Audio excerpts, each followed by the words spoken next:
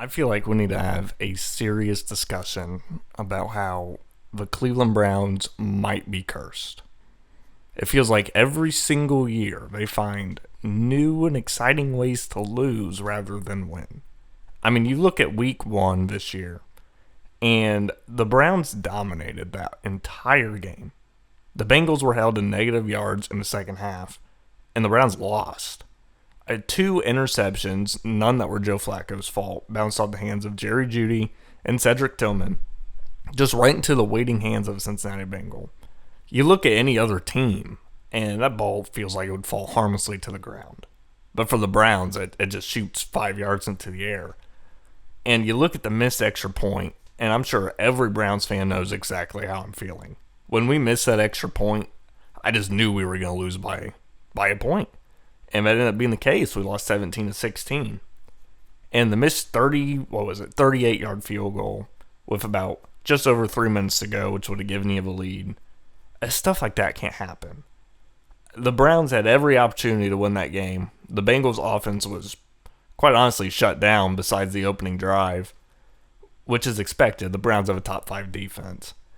And it just feels like there's so much potential with this team every year, and they can never live up to it. And at some point, you got to think, when will all this bad luck turn into good luck for them? Because it feels like this can't last forever. But it's also felt like this the past few years where we're just waiting for the Browns to break out. Because on paper, the talent's there. You have arguably the best non-QB in the league in Myles Garrett. You have an elite secondary led by Denzel Ward and Greg Newsome. You got good safeties. Grant Delpit's very solid. He's good at stopping the run, good box safety. You got good rookie talent in Mason Graham and Carson Schlesinger. The defense is there. Isaiah McGuire stepped up. And offensively, you got some weapons too, but it just feels like every year the Browns get in their own way.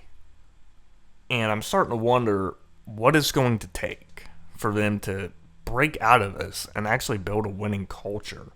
Because QB play was not the problem yesterday. Joe Flacco, for all respected purposes, played about as well as you could want from him to play in week one as a 40-year-old quarterback.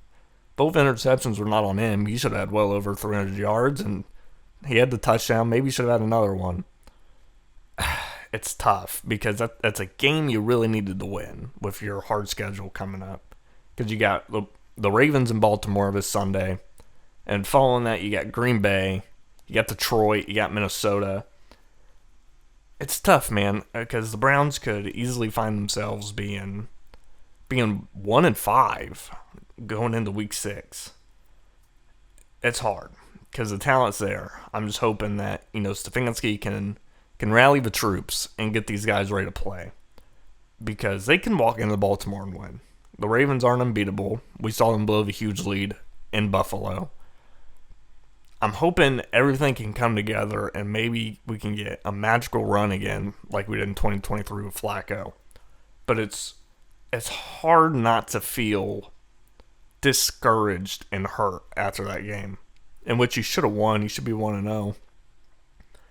On the bright side, the rookie talents looked really good. Harold Fannin, 7 catches, over 70 yards. Dylan Sampson, well, he didn't run the ball great. I don't really think that's totally on him. He was explosive out of the passing game. Basically extended handoffs, little swing passes out. And he was a run after catch machine. He was making people miss, which is very valuable. Mason Graham, he had a slow start, but towards the end his presence was felt. He was stopping the run. He was clogging up lanes. Carson Schlesinger was everywhere. So the talent, the rookie class looks really good, and you're going to get Judkins back hopefully this week, so the running game should improve. So there is a silver lining, and you got 2 first-round picks to play with in the upcoming draft.